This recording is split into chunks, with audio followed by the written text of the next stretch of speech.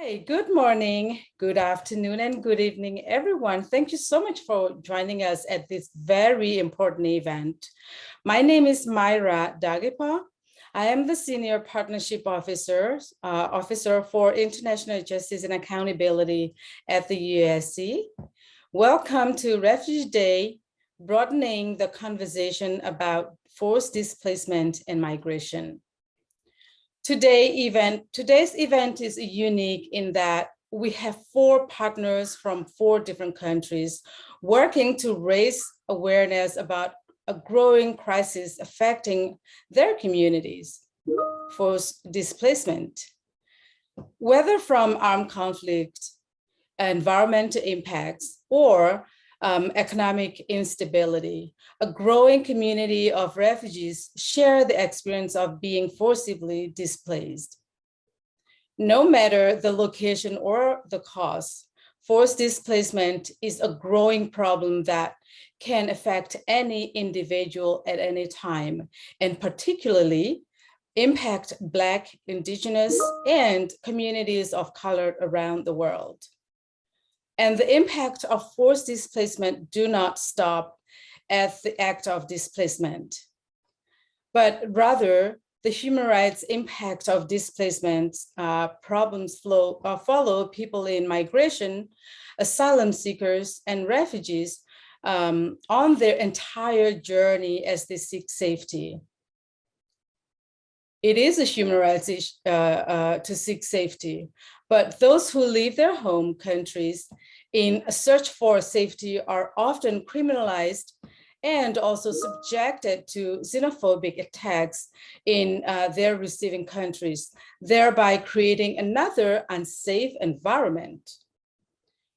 So this is a vicious circle that will repeat unless there is a meaningful intervention to prevent further displacement and provide a safe haven for migrants, asylum seekers, and refugees to start over.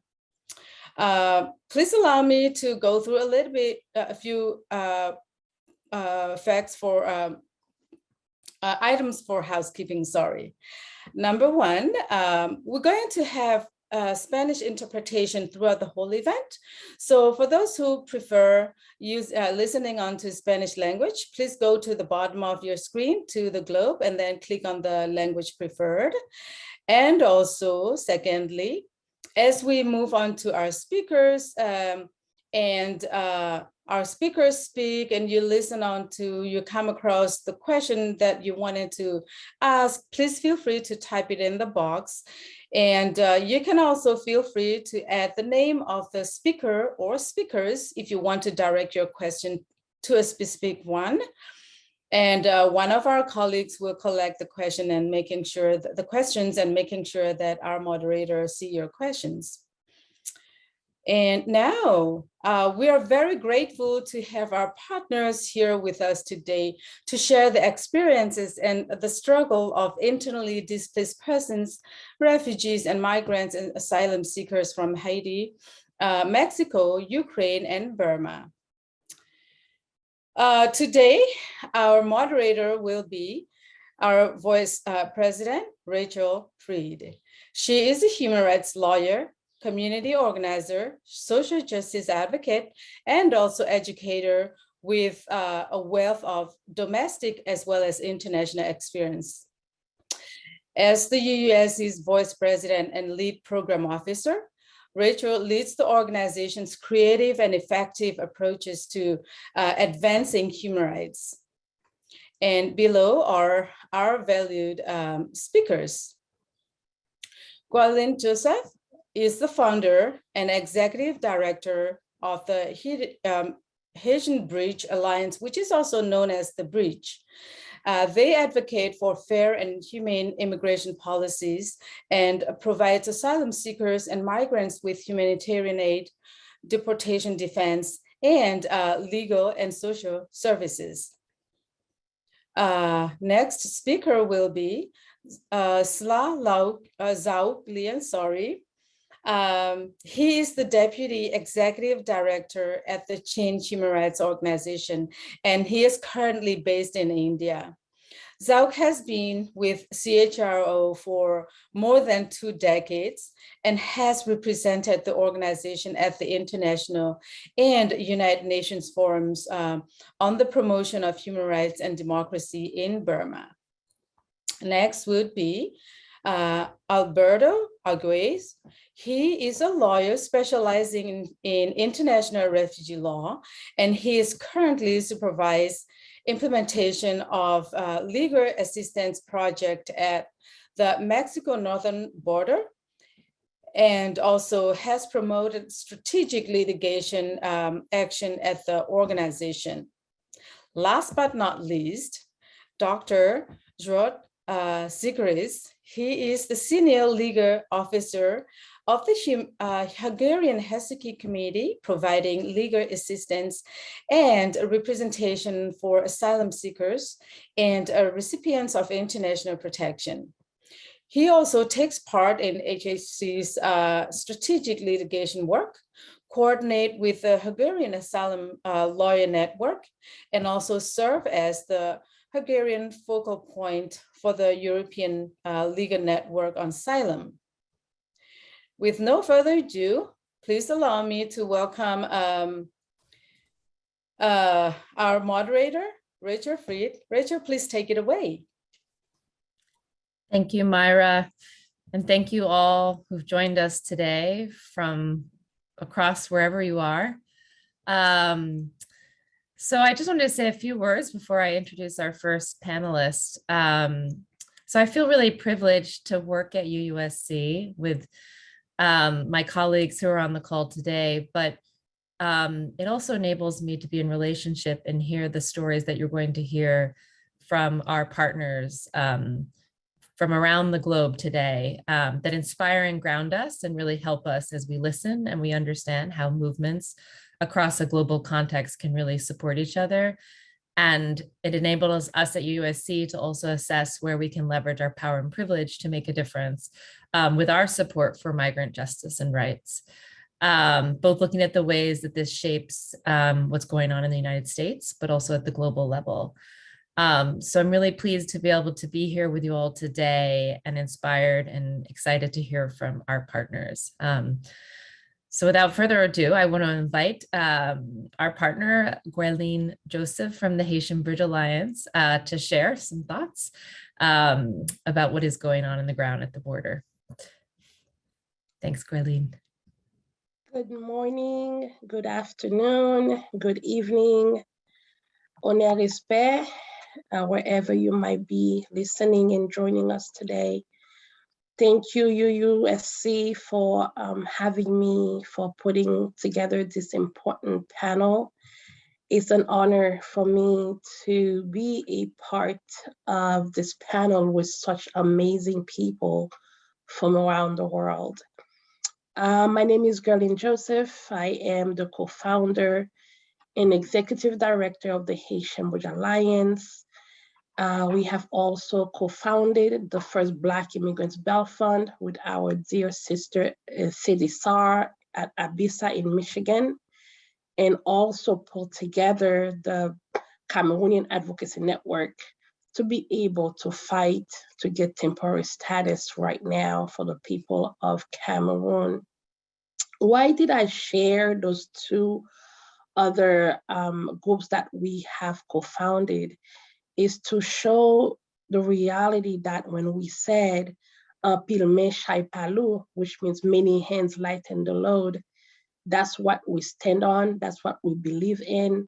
And we do know that people in mobility, no matter where we find ourselves, when we put ourselves together, we are stronger and we are able to force and create the changes that are needed in order for us to not only survive, but to thrive. What is happening at the US-Mexico border? I can just go back a little bit at what we all saw last September in Del Rio, when we had over 17,000 people seeking refuge, seeking asylum, coming to the US-Mexico border. And the world witnessed and the world saw how the United States responded to the very sight, the very idea of Black people seeking safety, seeking protection by abusing and deporting and erasing their very existence. And I know whether you were in China or in India or Ukraine, we all witnessed it. We all saw it. We were all stunned by what we were witnessing. Yet today, the same treatment continues for Black and Brown and Indigenous people at the US-Mexico border.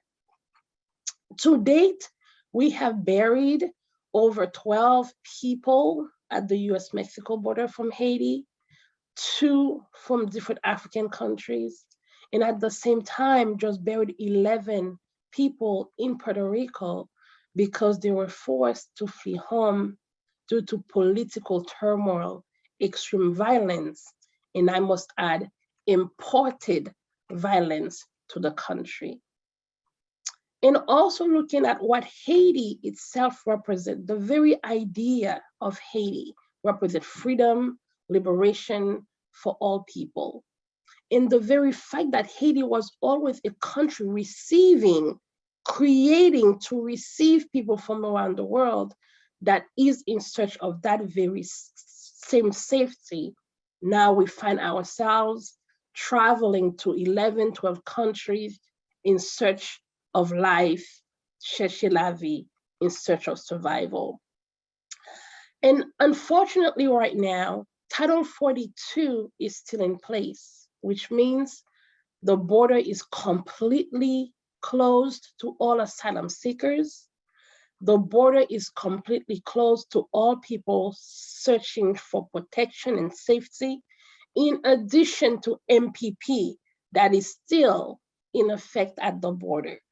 So if a person seeking asylum, seeking refuge, seeking protection comes to the border, there is no way for them to access what is legally supposed to be afforded them.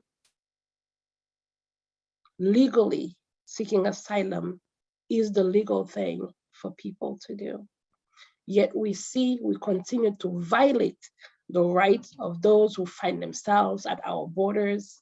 And we continue to see how anti-Black racism is also at the very root of the system that we live in, and at the system we need to dismantle, at the system we need to change, so all people will be welcomed with dignity. I will stop here, and then I will come back if there's more time, but I'm looking at the time, I see that I'm going past the allotted time. Rachel? Thank you so much for sharing what's going on with the erasure of Black migrants at the border, and for sharing with us the impact of Title 42 and the border closing and the ways that migrants are not able to access their legal avenues, their rights, and claim their rights, and how their rights are being violated. We're gonna zoom out and zoom over to talk with Zayuk from the Chin Human Rights Organization to hear a bit more about how this same themes are manifesting on the ground in Burma. Thank you. Hello, everyone. Thank you so much. It's really an honor for me to be here on this panel today, especially on an occasion like this when we celebrate the strength and resilience of the refugee community across the world.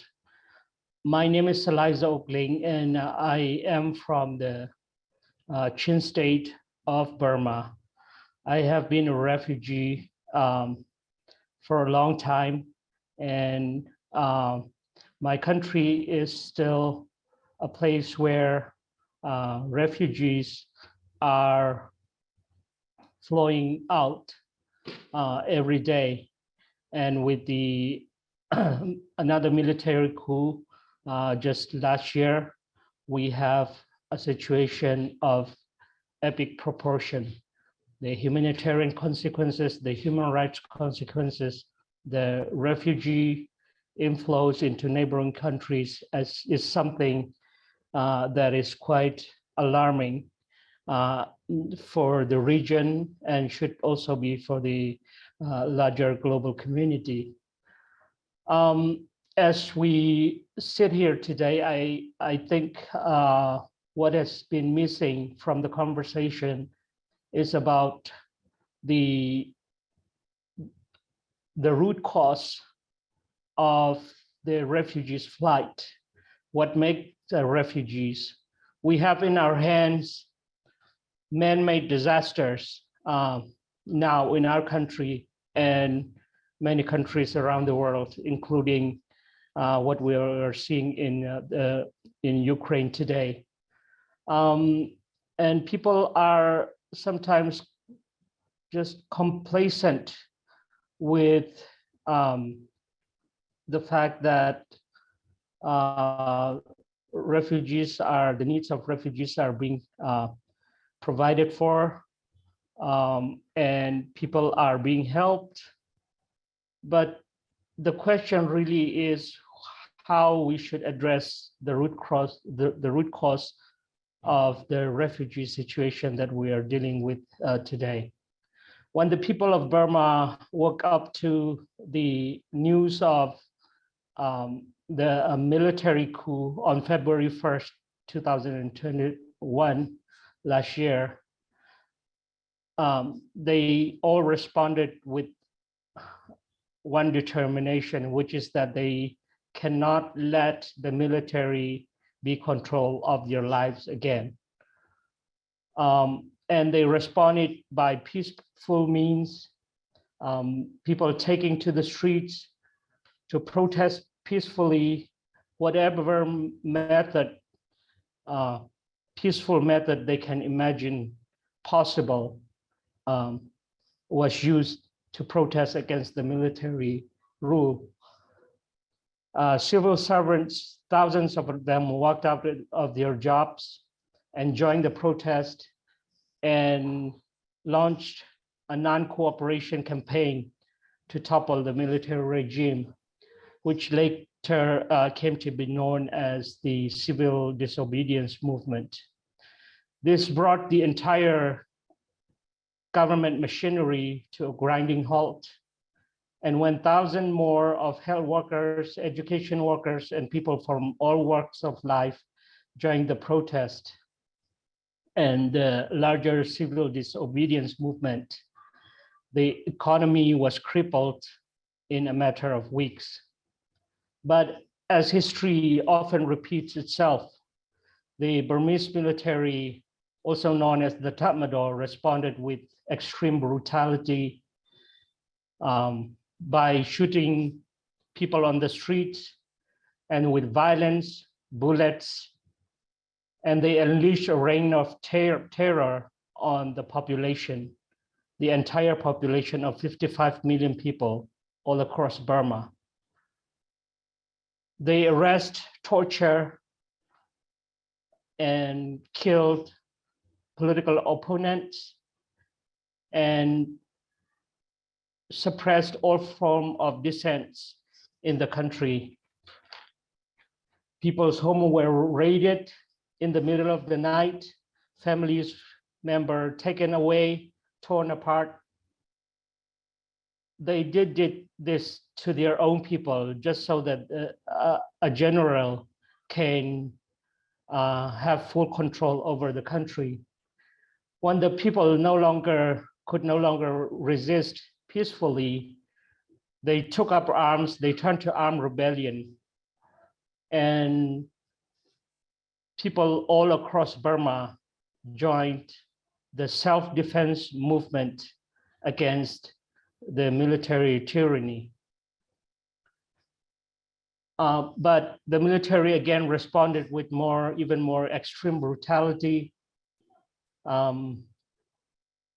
People responding, trying to get every weapon that they can get their hands on, but they were met with fierce crackdowns on the part of the military.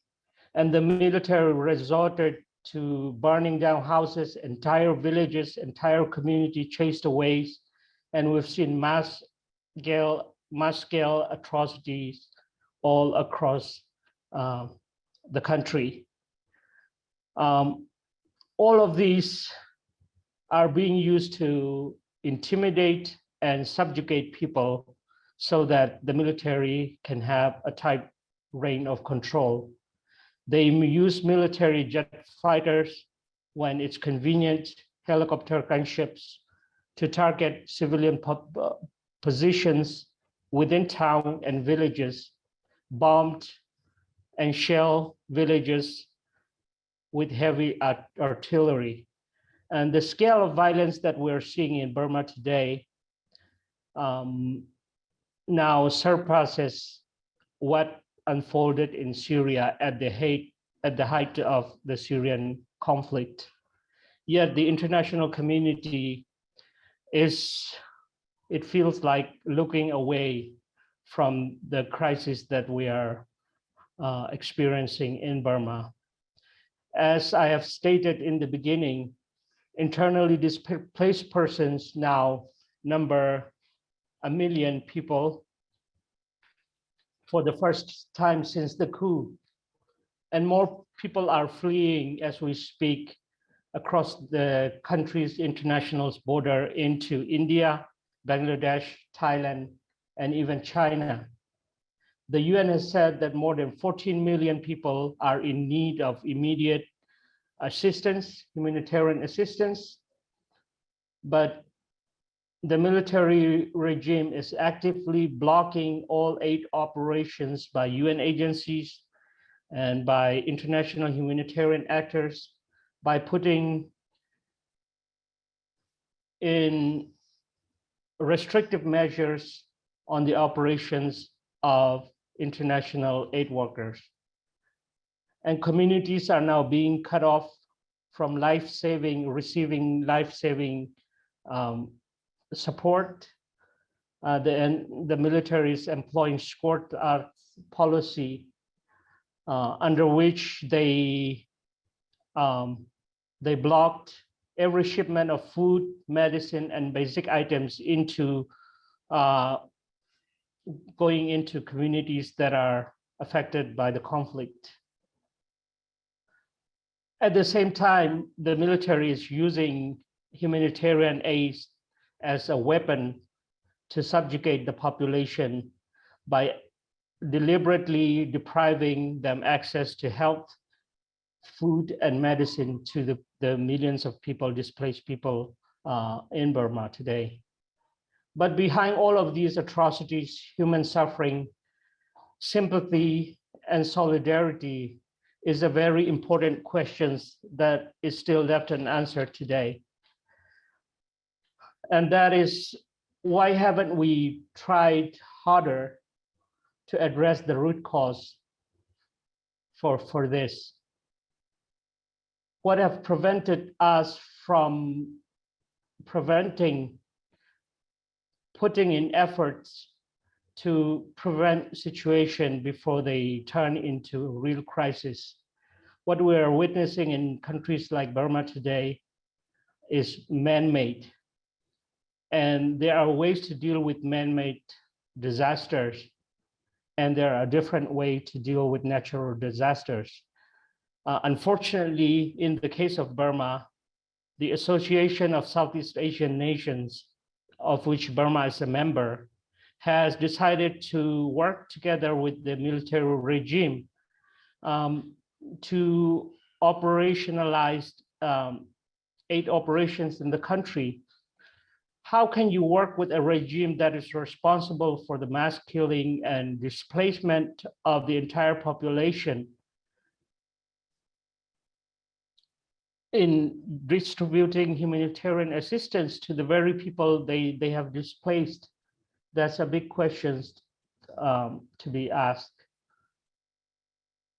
And unfortunately, we're feeling that the focus is and attention on Burma is fading as the days go by, the suffering only multiply, and the attention, the desperate attention and help to Burma is not forthcoming. But every cloud has a silver lining, though. At least in the case of people from Western Burma, especially the Chin State, the ethnicity that I belong to, we have been very welcomed, warmly welcomed by our neighboring state in India, where we seek sanctuary. The people of Mizoram and the state government of Mizoram, despite the fact that there's some policy restrictions from the Indian central government, they have been very, very helpful and generous in providing safety, protection, and humanitarian assistance to the refugees crossing into their state.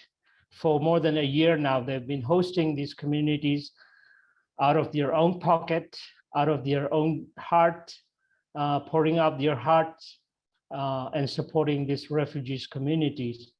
And we are so grateful to them, and we acknowledge their contribution on this very occasion, the World Refugee Day.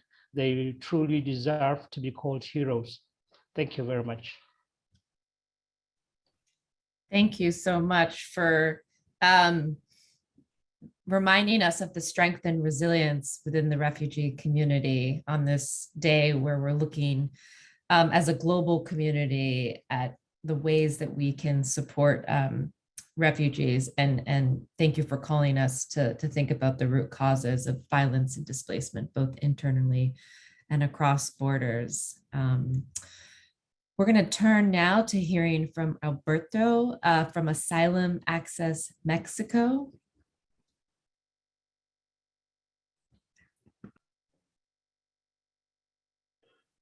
Hola, muy buenos días a todas las personas que se conectan. Mi nombre es Alberto Argüelles, pertenezco a la organización Asylum Access México. Preparé una presentación para ustedes, entonces, para esta conversación sobre desplazamiento forzado e migración. ¿Podrían ir al inicio de la presentación, por favor?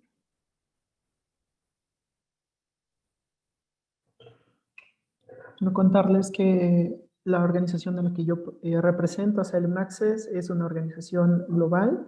En México somos una organización que trabaja sin fines de lucro, es una ONG, y Asylum Access México tiene presencia en distintas localidades en el país.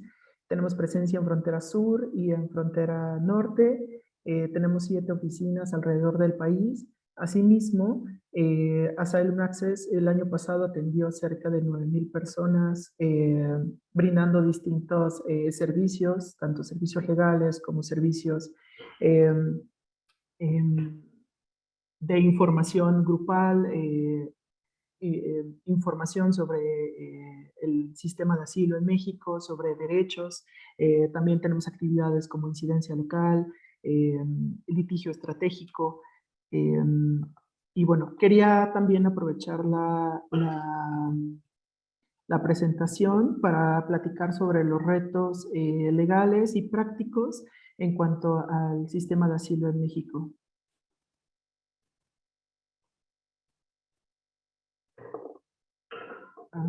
Deme un momento que están...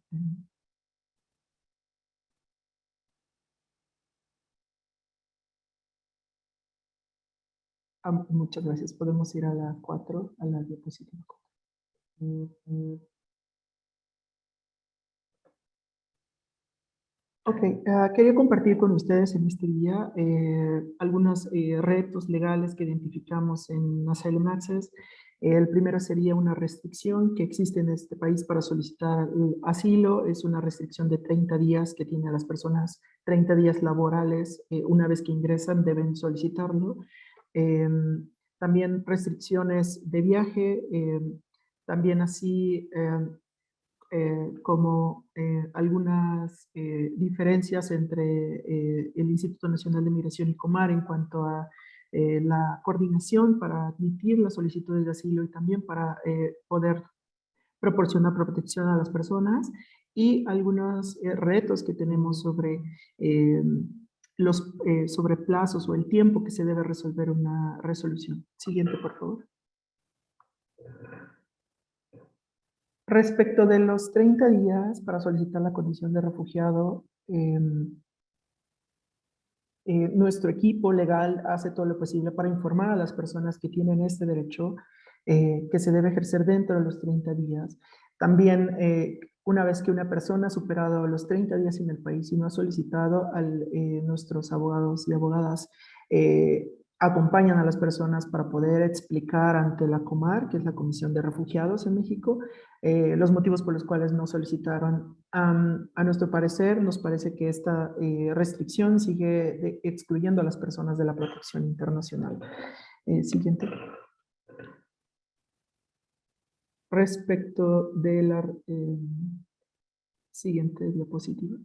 Next. Okay. Respecto de las restricciones de viaje, hemos identificado diversos anuncios en terminales de autobuses que solicitan documentos para que las personas puedan viajar. Recientes días el equipo de Monterrey también pudo escuchar a diversas personas que habían quedado varadas en las terminales de autobuses, pero esta restricción que tiene el Instituto Nacional de Migración y algunas otras autoridades en México aplica para todo el país. Esto limita también que las personas busquen o puedan tener movilidad, cierta movilidad para poder buscar protección en el país. Siguiente. Next. Ok, respecto a la coordinación de Instituto Nacional de Migración y la COMAR, que nosotros encontramos diversos retos en cuanto al acceso al asilo en México para personas que están en estaciones migratorias, que son los centros de detención migratorias en México.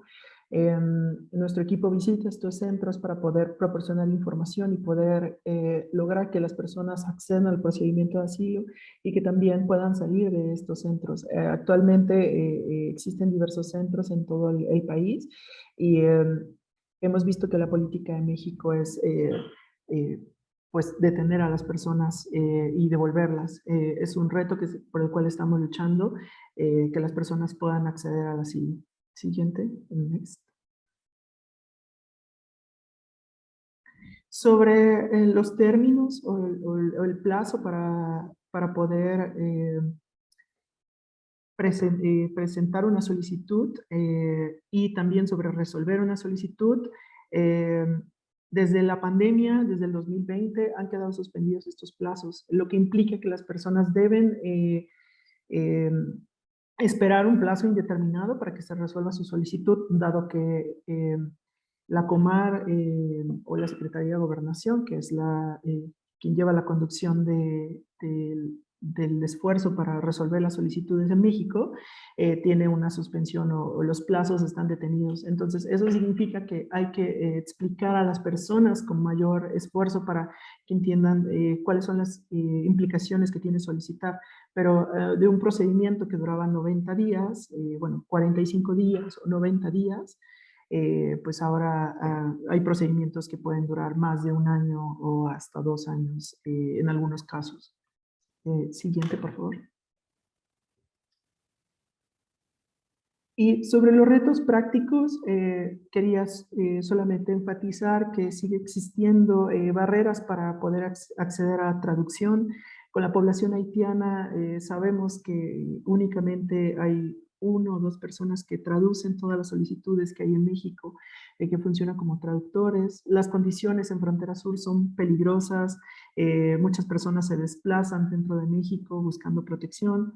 Hay mayor aumento de militarización de la frontera, en Frontera Sur y controles migratorios internos. Y además, pues existe la situación predominante de detención y de devolución inmediata a las personas. Siguiente. Quería justo cerrar mi participación diciendo que desde Asylum Access hacemos todo el esfuerzo posible para que las personas puedan buscar la integración, el acceso a derechos. Promovemos estrategias justo de acompañamiento y buscamos que las personas puedan cumplir sus sueños en este país que tiene muchas ventajas para las personas refugiadas, y que pensamos que el trabajo que hacen los asesores y asesoras de Asylum Access es esencial para que puedan apostar a la integración y podamos justo lograr que accedan al asilo y que tengan la protección en el país. Con esto concluyo mi participación y les agradezco muchísimo el tiempo y a los organizadores de este evento. Muchas gracias.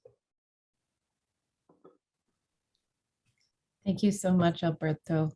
And thank you for highlighting the way that the border has been militarized and the way that that causes harm to communities on both sides of the border, and for uplifting the dignity that you are all supporting refugees to have in the respective areas where they are.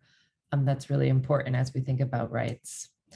I'm going to turn us over now to hearing from Zsolt from the Hungarian Helsinki Committee. And he will talk about the context in Europe. Thanks, Dr. Zsolt. Hi, everybody. Thank you. My name is Zsolt Szekeres. I'm a senior legal officer working at the Hungarian Helsinki Committee, which is the only organization in Hungary which provides free of charge legal counseling and representation for asylum seekers and migrants who, upon returning to their country of origin, fear for their lives or would be subject to inhuman or degrading treatment or punishment, death, or other cruel treatment. We do a lot of individual counseling for refugees and asylum seekers, and we also provide access to strategic litigation for our clients, which we've practiced before the European Court of Human Rights and the Court of Justice of the European Union. And the title that I gave to my presentation reflects the reality of protecting refugees and people fleeing their homes due to violence in Hungary, which in the past 12 years has taken an illiberal turn, a frame that is often parroted and used sadly increasingly widely by politicians all over the world, paraphrasing, of course, the Prime Minister of Hungary, who claims that the regime that he, with his political party, built up in the past 12 years, that systematically denounces the importance of checks and balances, of the separation of powers, and that is systemically derailing the rule of law and democracy, is in fact not a backsliding towards authoritarianism, but an illiberal democracy.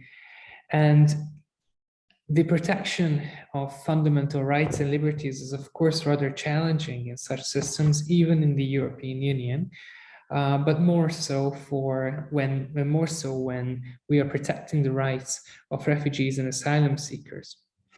In the first slide, you will see two pictures that very clearly demonstrate the controversies that have arisen in Hungary, which has been facing years of hate-mongering and fear-mongering and willful, centralized, government-led propaganda, which has zero regard for what is true and what is not, and that was intended to vilify asylum seekers and refugees coming to seek safety and access to their basic human dignity in Europe, mostly from the Middle East. The first picture shows that they are welcomed by barbed wires and a fence and systemic lack of access to due process, where they would have a realistic possibility to exercise their fundamental rights as asylum seekers. And on the right, you will see a picture of Ukrainian refugees or people fleeing their homes from Ukraine, directly from Ukraine into Hungary. We share a border with Ukraine, who are greeted with an open arm. And that is exactly how it should be. That is how this picture should look like, as opposed to the one on the left. which is a sign of the policies intended to keep people out as opposed to give them access to protection. And we can move on to the next slide now, where, thank you, where I brought you another picture from the transit zones, which were operational on the border between Hungary and Serbia. Serbia sits on the southern border of Hungary. It's a country in the Balkans, and it's in the route of many asylum seekers, people fleeing from Middle Eastern countries such as Afghanistan, Iraq, Iran, but oftentimes people fleeing from African states as well. And it's an entry point into the European Union. And it is through the example of this transit zone and the deserted playground, which is, of course, completely nonsensical to have in such a place, that the inhumanity of the destruction of the asylum system can be very well portrayed. In 2015, of course, the events that went down in Europe need no introduction to anybody. Hundreds of thousands of people fleeing Syria and Afghanistan arrived to Europe, and these events are referred to in Europe until this day by many as the refugee crisis of 2015, when I would like to refer to it more as the rule of law crisis, when Europe was presented with the opportunity to act in a humane manner, loyal to its foundations and loyal to its mission in the world, which is to guarantee human dignity and access to safety and protection. But instead, many states fell short of the founding values of the European Union, and instead answered with keeping people out with systemic pushbacks, violence, and curtailing the right to access the asylum procedure. In 2015, the Hungarian government started a hate campaign, which it has been continuing ever since, willfully not using the term refugee or asylum seeker, but introducing to the wider public's knowledge the term migrant, as a word that is meant to be derogative and indicating that people who arrive here do not need protection and that they are merely abusing the asylum system, which is, of course, a very far-fetched lie on the side of the government.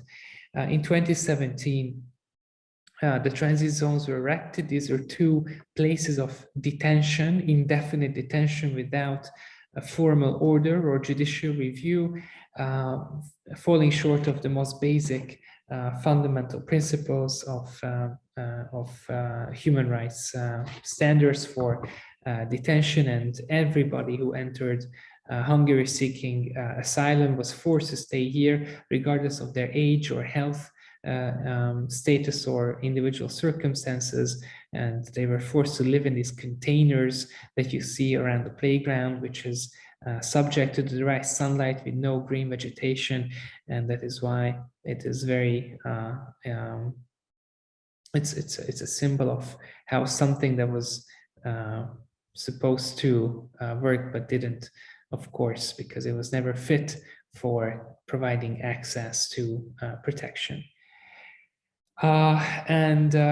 Parallel to this, the pushback system was introduced in Hungary, which means that anybody who was found to stay irregularly on the territory of Hungary, even if they wanted to seek asylum, instead of initiating an asylum procedure, the police would round them up and push them out, literally push them out into Serbia, violating Serbia's territorial integrity on the one hand, on the other, removing hundreds of thousands of people into another country, practically into another country on the other side of the border fence, where legally speaking it's still 1 meter of Hungary there, but of course practically it means removing people to Serbia without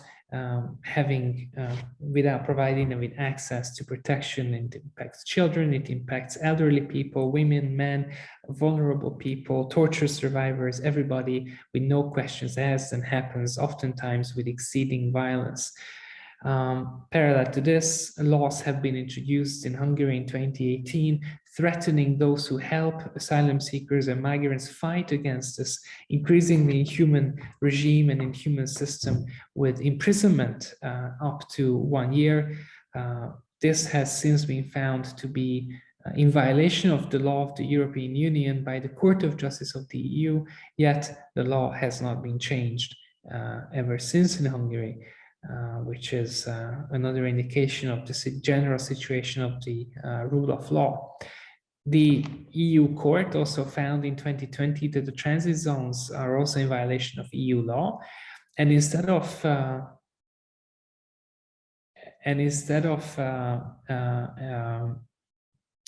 complying with the basic principles of asylum law and allowing people to have access to procedure and seek asylum, the government introduced yet a new system, which means that practically nobody has the right to ask for asylum in the territory of Hungary. Despite this, we are continuing to assist vulnerable people in need of protection through strategic litigation and using international litigation avenues available for us.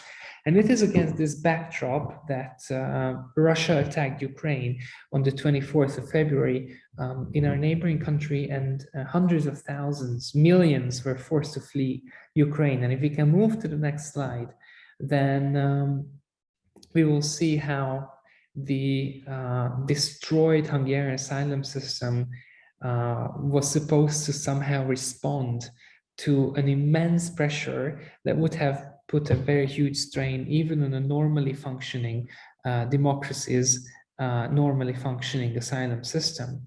But since the last years in Hungary have been characterized by inhumanity when it comes to the reception of asylum seekers, it was a very large undertaking for the very same government that destroyed the asylum system to come up with something overnight. And it just couldn't. We can still go back to the Ukrainian slide. Not this one, but this one, thank you. That, of course, the situation evolved very rapidly, and the government introduced decrees which were meant to somehow create a patchwork over the systemic destruction. And the population of Hungary, the people of Hungary initially also answered with an outpour of solidarity and brought a lot of donations to the border and welcomed Ukrainian people into their own homes.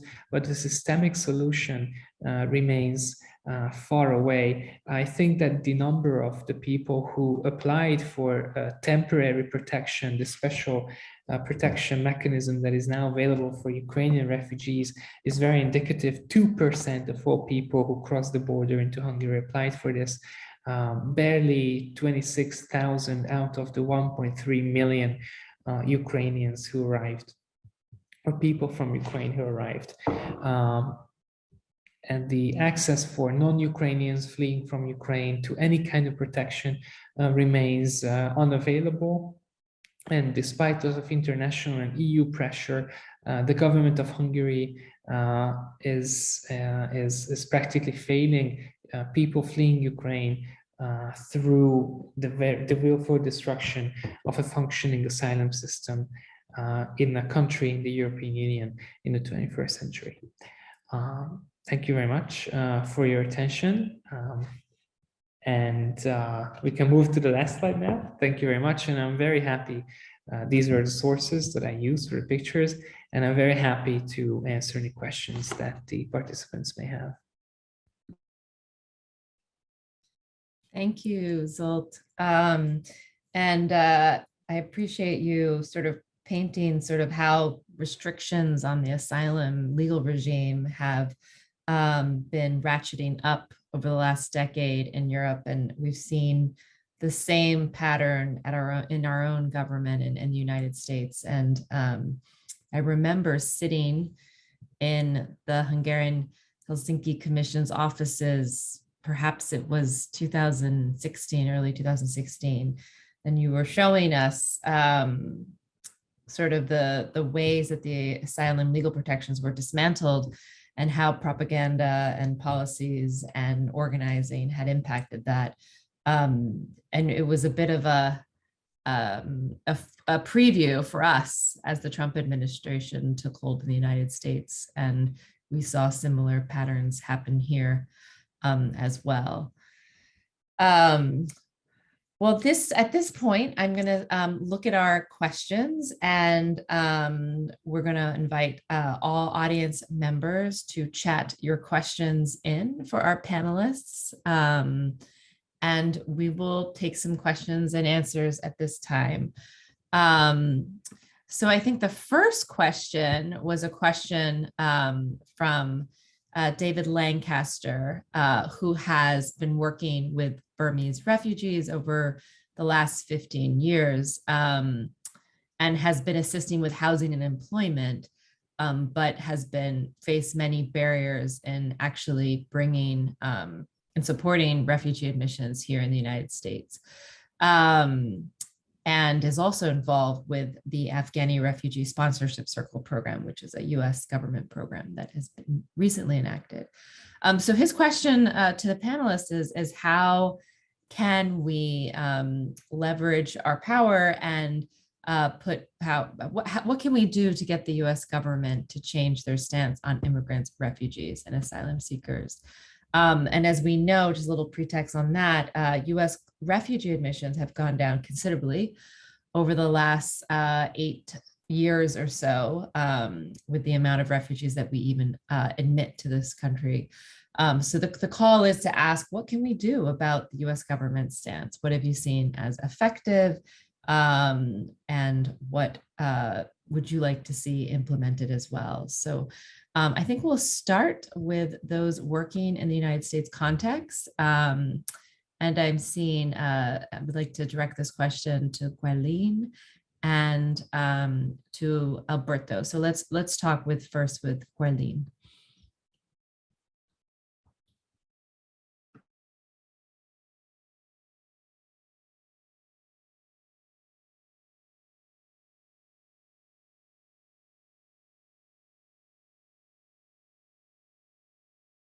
Just want to double check, Mike, that we can unmute Guerline.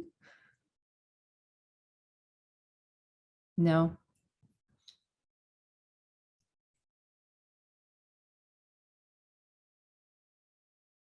Are you able to unmute it on your side?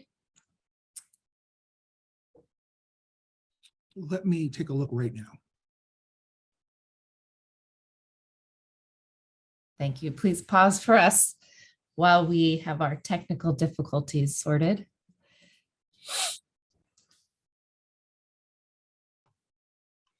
Can you hear me now? Yes, thank you. Okay, thank you so much. Rachel, can you repeat the question for me, please? Yeah, I just wanted to ask, what would you like to see the US government do differently to enable the safe passage of refugees and asylum seekers at this time? A few different things. I think now that, we are in a legal battle when it comes to Title 42, and we do understand that reality. But the fact is, the government should have ended Title 42 last year. And so what we would like to see is to find ways to provide access for those who are in extreme need to get protections from deportation, protection from all the different things they are running, fleeing, and getting access to asylum. As I was speaking to you, I received 2 calls from Baja California, where a group of people from Togo, Africa, were traveling to make their way to Tijuana, and they were stopped by INM, and they took all their documents and forced them to give them whatever money they had on them. The reality is that because the US government has allowed or enacted or created those type of issues to Black people from seeking asylum, we see continued abuse in Mexico specifically, as people are still there in limbo. So we are asking for the Biden administration to be able to create avenues to protect people, just like we're able to do for the Ukrainians. Just like we're able to provide access at the US-Mexico border overnight so we could receive 1,000 Ukrainians a day. We can do it as a country, as a people. We are set up, we are able, and we have the means to do it. So what we are saying is that the same access that was provided for our brothers and sisters from Ukraine, that same access to be provided for the people from Togo, people from Haiti, people from Guatemala, Honduras, people from India that are coming asking for refuge, asking for asylum. And one thing that I know one of my colleagues mentioned is the fact that using the proper language to identify people who are in need. Just saying migrants is not enough, because those people are fleeing extreme violence, extreme conditions, war, making them coming to our borders to ask for asylum. I think it is necessary, it is past time that the Biden administration creates solutions and not perpetrating the issues. And now we are seeing people being trafficked and people being taken by governments and being forced to pay money. And we don't know what else will happen to that group of people from Togo that literally just called me while I am on the panel with you. Thank you, Guerline. Yes, our country has admitted groups of refugees in much higher quantities throughout history, and we can do this now. I appreciate that clear call to action for pressure that we must put on our government to not discriminate and to be equitable in their refugee admissions process. Alberto, I want to ask you the same question. I know that you do some work at the border, and just to provide your thoughts on what we can do to pressure the US government to change their stance on immigrant refugees and asylum seekers.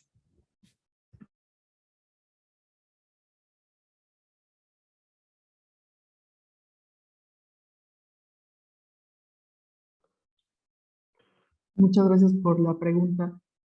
Lo que nosotros hemos observado desde la administración pasada y esta administración, no ha habido mucha diferencia favorable. Realmente lo que hemos notado, y justo como comentaba la colega hace un momento, es un mayor número de detenciones. También se reestructuró todo el sistema para que las personas puedan ser verificadas una vez que ingresan a México, ya sea por aeropuerto, o incluso hemos escuchado relatos de personas que una vez que ingresaron a México han tenido una verificación en terminales de autobuses o en aeropuerto. También me sumo a que existe información sobre abusos del Instituto Nacional de Migración en cuanto a permitir el ingreso de las personas o trasladarlas a estaciones migratorias o dejarlas por tiempo indefinido. En cuanto a las acciones que se pueden hacer con el gobierno de Estados Unidos, pues creo que desde el lado de México lo que nosotros hemos hecho ha sido de presionar al gobierno en cuanto a las políticas de derechos de las personas refugiadas. También lo que hemos hecho ha sido cuestionar a través de acciones judiciales. Como Asylum emprendimos justo una estrategia legal en contra del título 42, personas devueltas de Texas hacia Villahermosa y luego trasladadas hacia la frontera con Guatemala, que fueron abandonadas el año pasado en agosto. Justo hicimos una estrategia legal para denunciar que esa forma de devolver a las personas es ilegal. No hay un procedimiento en México que pueda aceptar que una persona sea devuelta de Estados Unidos a México y luego devuelta al país. No existe ese procedimiento. Se está resolviendo en una corte en la frontera sur, y también respecto de MPP, el programa de protección a migrantes, hemos también elaborado estrategias judiciales para poder comprobar que desde el lado del gobierno mexicano puede reconocer que existe MPP. Hasta ahora, los informes que han rendido las Cortes, tanto la Cancillería como el Instituto Nacional de Migración, informan que no reconocen o no existe este programa. Entonces es preocupante porque de facto en la práctica vemos que se está devolviendo a las personas o se está rechazando y están quedando desprotegidas sin una estancia en frontera norte, por ejemplo. No se les da ninguna garantía de derechos más que un simple, digamos, una hoja donde indica cuál es la fecha de su siguiente audiencia, pero es preocupante justo esta política. Nosotros desde acá lo que empujamos es acciones judiciales para que el gobierno de México reconozca que está teniendo estos acuerdos con el gobierno de Estados Unidos y que existen estos programas y estos entendidos que tienen entre relación bilateral, pero todavía tendremos que esperar un poco más de tiempo para que la Corte decida si es legal o no estas acciones que están emprendiendo en conjunto el gobierno de México con Estados Unidos. Es lo que yo podría compartirles por ahora. Gracias.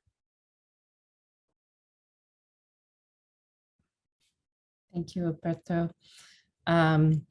We now are going to turn to a question from Douglas Pillsbury about what the Hungarian Helsinki Committee is able to do to help Ukrainian refugees and Hungary and non-Ukrainian refugees. Well, thank you very much for your question, Douglas. We are still able to do a lot. The Hungarian Helsinki Committee is very lucky in the sense that although the NGO sector exists in an ever tighter space in Hungary, we continue to be able to do our job even against such odds, in great part due to people who support us, and that cannot go unmentioned at this point. What we do for Ukrainians fleeing Ukraine, we work in close partnership with all actors in Hungary who provide any kind of help and assistance for people fleeing Ukraine. There are old actors on this field and relatively new ones as well, and the Hungarian Helsinki Committee has been helping refugees for over 30 years of its existence. So people know us for what we do, and many people turn to us asking for help. So on the one hand, we have a duty system in place ever since Russia invaded Ukraine, which is an email address. People can write us on Facebook. We have phone numbers that they can call, where we answer in the relevant languages for every legal inquiry, information request, and other requests for information. Even if it doesn't fall under our mandate, we give an answer to every single person who asks for our help. And through these partnerships that we have with local actors, but also with national, non-governmental actors, relationship with the government is practically non-existent, which is not something that we think is good, but it's this way because the government itself decided to look at NGOs and human rights protectors as their enemies rather than people vital for normal democracy. But we do a lot of monitoring trips to locations where we know that Ukrainian people fleeing Ukraine are accommodated and housed. We have done over 40, close to 50 monitoring visits, actively seeking out people fleeing Ukraine, and we have reached over 4,000 people, provided them with legal counseling, and information on their rights and how to access their rights, how to access the temporary protection mechanism that is available for them in the European Union, and how to have access to the job market, how to have access to education, refer them to their partners for social help, for social help, or for psychological assistance and psychological counseling if they would need that. We do a lot of training for lawyers, attorneys. We work in cooperation with the Hungarian Bar Association because, of course, many lawyers would want to help, but they lack the necessary knowledge, which we have. So we want to multiply the impact that we can have. And we just generally provide a lot of information. We found that information really is key, and that the Hungarian government sadly doesn't provide easily accessible and understandable information. And through our monitoring trips, we also try to identify where systemic deficiencies appear on the field. We work in cooperation a lot with grassroots Roma organizations. There are a lot of Roma people fleeing Ukraine who face sadly discrimination and unequal treatment in Hungary, and have particular needs owing to their enhanced vulnerability that they encountered, or that defined their lives many times in Ukraine and continues to define it in Hungary as well. When it comes to, and of course, we provide individual legal counseling as well for third country nationals as well fleeing from Ukraine who cannot apply for temporary protection, but still need an available legal status for them. And for this, we go with them as legal representatives to the asylum authority or immigration authorities to help them access some kind of residency in Hungary. And as part of the work that we generally do assisting people in need of international protection, it's mostly strategic litigation. We have a strategic litigation working group within the Hungarian Helsinki Committee, which identifies the strategic and systemic deficiencies in the Hungarian asylum system, of which we have many, and develops litigation plans and strategies on how to overcome these systemic deficiencies using the judiciary, and oftentimes using the European Court of Human Rights in Strasbourg or the Court of Justice of the European Union in Luxembourg. So through litigation, we seek to change the system, which will then benefit everybody. And we have had some great victories in that, mostly before the Court of Justice of the European Union recently, which held that the mass pushback of asylum seekers is in violation of EU law. The closure of the transit zones happened because of one of our cases that reached the Court of Justice of the EU, and we continue to keep a lot of pressure on the Hungarian government, seeking the execution of these judgments as well in an effective manner. So in short, that's what we do. Thank you, Zsolt. I have another question for you that is around, so this morning we spoke to FemFun in Poland, who told us a bit about how anti-Blackness is manifesting in Poland, particularly that the Black, Indigenous, people of color migrants that are fleeing Ukraine are having a harder time and being discriminated against when they're trying to access services that would have been available to refugees. Are you seeing those same trends happen in Hungary, and what are you able to do to protect their rights? What I know about the Polish situation is that there have been incidents when Black people, people of color, were turned away at the Polish border, so they were not even given access to the territory. In Hungary, however, from Ukraine, everybody's being let into Hungary. The problems arise when people actually want to have access to their rights in Hungary, starting from housing and accommodation that respects their human dignity, access to healthcare, access to education for children, access to individualized care for vulnerable people, or access to a fair procedure if somebody would not like to or fears to return to their country of origin because of their fear of persecution or serious harm. And that disproportionately impacts, of course, people of color who are faced with the asylum and immigration legislation, which was designed in the past years not to provide them with help, but to keep them out and push them out of Hungary. So I would say that what we have encountered were not individual actions of racism ending up to the practice being racist, but the system itself disproportionately affecting people of color in a negative way, which of course is a racist system by definition. And of course, here it would not be a complete answer if I didn't mention the Roma population fleeing Ukraine, who also suffer from this discrimination. Thank you, Zsolt. It's interesting to think about the global patterns that are happening both in Europe and in the United States at our border, and to think about what we can do to protect rights in the face of this. I'm just looking, I have a question for Zsolt. It's a question about the fact that last week there was news about the UN and ASEAN providing aid to the Burmese military.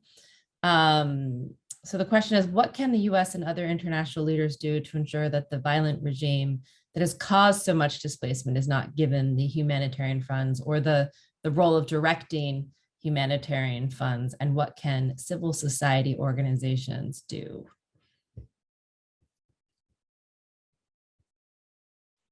This is a question for Zsolt. Are you with us?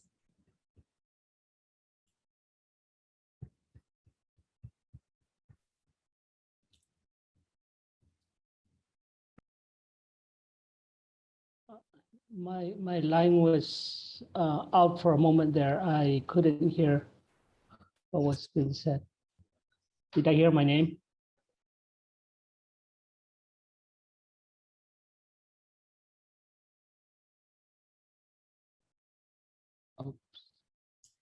Richard, we can hear you.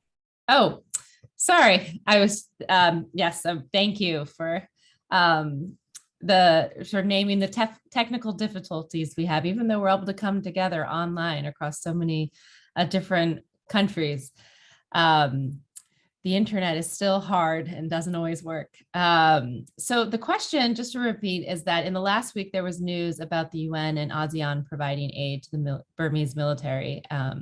And the question was, what can the US and what can the global community do to ensure that this violent regime that has caused so much displacement is not in power of these humanitarian funds and directing them? And what should civil society groups and other NGOs do? That's a very good question. And thank you so much for asking the question. It really is quite unimaginable that ASEAN is allowing the very regime that violates their human rights to be the provider of the humanitarian assistance for these people. There's no logic to it, actually. So the US and other governments have supported ASEAN on the basis that Burma respect at least the 5-point consensus that was reached by all of ASEAN member states, and also agreed to by General Min Aung Hlaing himself.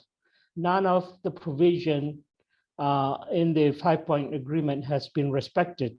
In fact, the provision of humanitarian aid is one of the 5 provisions, but the regime is picking and choosing which one to respect and which one not. And the US especially should not let ASEAN to go ahead with this and insist on the fact that weaponizing aid is a very real possibility if it gets to the hunters' hand. And they are doing just that with the humanitarian aid coming into the country. So at the same time that they're arguing for distribution of humanitarian aid, the regime is restricting and even blocking humanitarian assistance inside the country. They have physically blocked aid shipment, detained international aid workers, and people are being deprived of basic services. So I think it's really important that the UN especially is not also part of this effort, because they risk being complicit in the violations that will take place, and it's taking place now.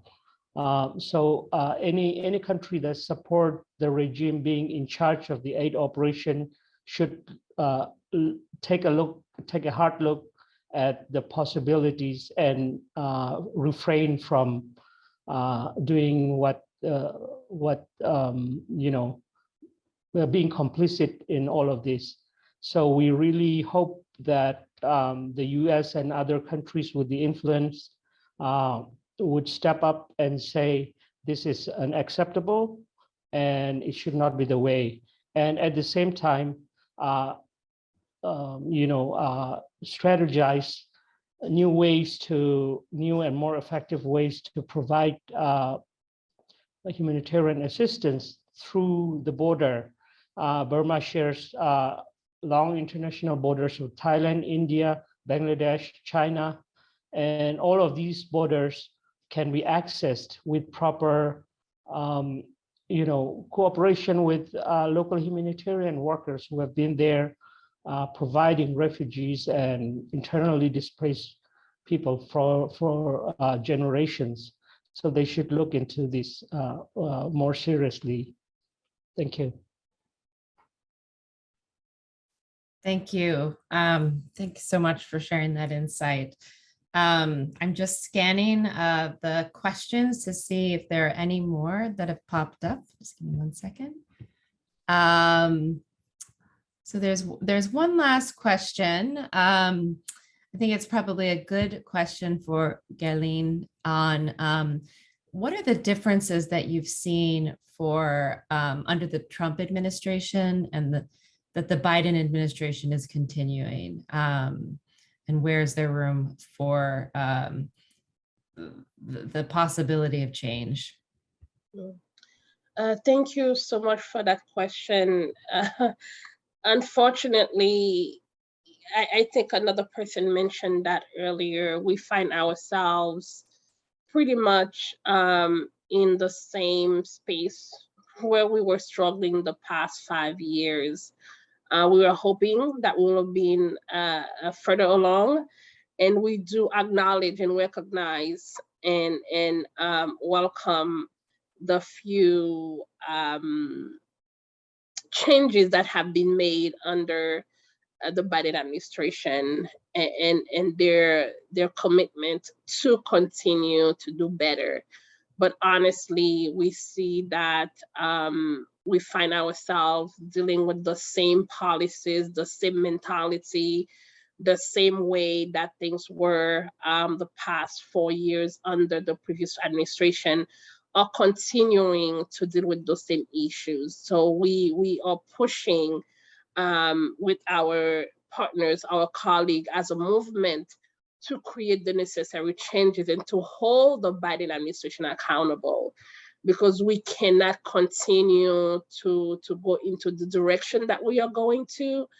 And we do think that President Biden ran on the idea of building a better system. We are still at a very low number of refugees in the United States. I believe the lowest we have ever been. So we are asking for them to increase the number of refugees we are accepting here in the United States. The end of Title 42, the end of MPP, and many other policies and systems we need to see. We have 11 million undocumented people that are currently in the United States. Those are our nurses, our doctors, our drivers, our housekeepers, people who literally are keeping the country moving forward. The farm workers that have been at the forefront of COVID-19 for the past 2 years, literally making sure that we survive as a country, as a community. those people are still without protection. So we are asking and demanding that protections are being given to the DACA, the TPS holders, the people who are the backbone of the United States. We are asking for Title 42 to be removed, MPP to be abolished, and we are asking for other sustainable policies to be put in place so that we can move in the right direction. Thank you, Guerline. I've got another question that might be a good one for you, and then I'll ask Alberto also to share his perspective. But if you could speak to the ways that climate change is affecting both the internal displacement that you're seeing, but also the international migration that we've witnessed at our border. Yes, absolutely. And climate displacement has been one of the things that people are mentioning, but not really centering the realities of people from the Caribbean. From Bahamas, for example, 2 years ago, where a storm completely destroyed islands, not destroying some part of the islands, the entire island has been rendered inhabitable.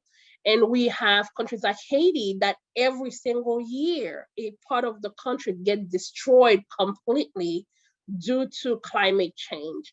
And we see people from the north, from the south, from everywhere dealing with the fact that climate change is happening right now.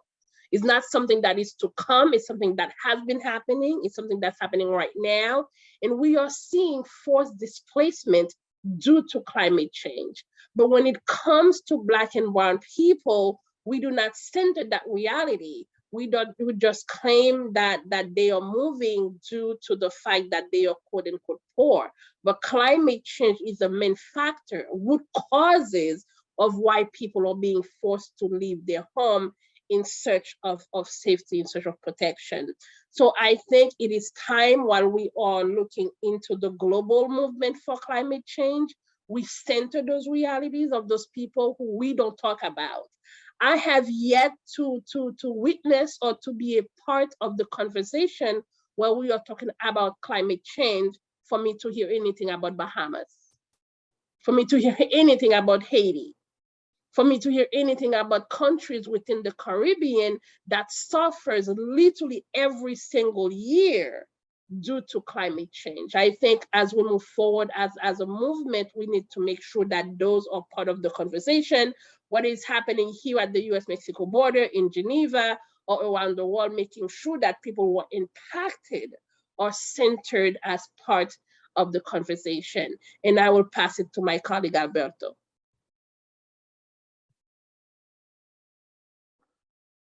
Muchísimas gracias. Creo que, como menciona la colega, el tema del cambio climático ha sido un tema que no ha quedado del todo definido en el sistema de protección internacional. Nosotros hemos acompañado, por ejemplo, algunos casos de personas que sí han referido que se han movilizado por cambio climático, sobre todo población haitiana, que existe en abundancia de personas que están buscando protección en México provenientes de este país. Nosotros pensamos que los siguientes pasos para que las personas refugiadas sean reconocidas bajo estos motivos van a tener que ser bajo precedentes judiciales. Creo que los siguientes pasos van a ser que pues las personas puedan argumentar que están sufriendo un desplazamiento por efectos del cambio climático y solicitar que por criterios ampliados o por protección amplia se pueda dar este reconocimiento a las personas. Creo que es un trabajo que se tiene que comenzar tanto en litigio estratégico como en reformas legislativas y pienso que de esta forma van a ser los siguientes pasos que se van a tomar. Existe un presidente del Comité de Derechos Humanos también, donde se reconoció a una persona por motivos de cambio climático, pero son precedentes que hasta ahora México no ha podido alcanzar. Creo que los siguientes pasos van a ser justo poder poner este tema y este reconocimiento de las personas en la mesa, en la agenda del gobierno también, para que algunas personas busquen protección por estos motivos. Creo que con eso podría complementar. Gracias.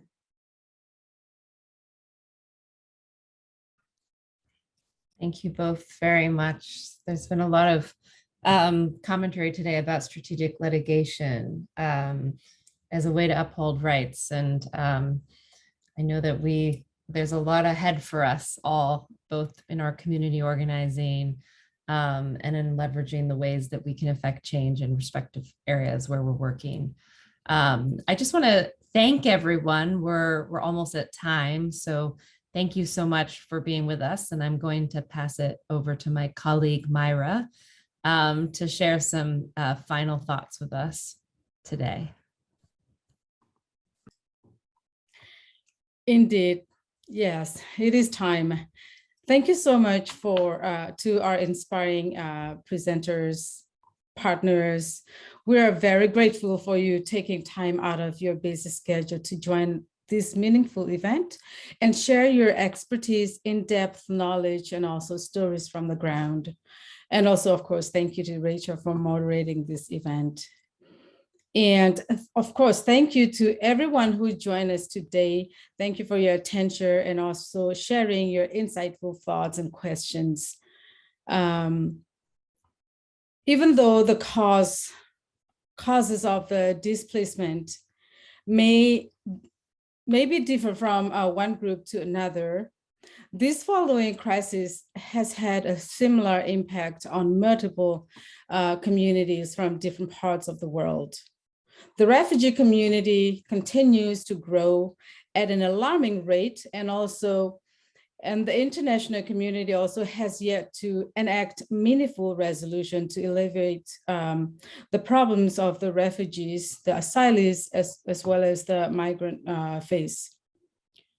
So as our event comes to close, let us remember that we can work together as partners to continue lifting up the voices of the impacted communities, the forcibly displaced persons, the refugees and asylees.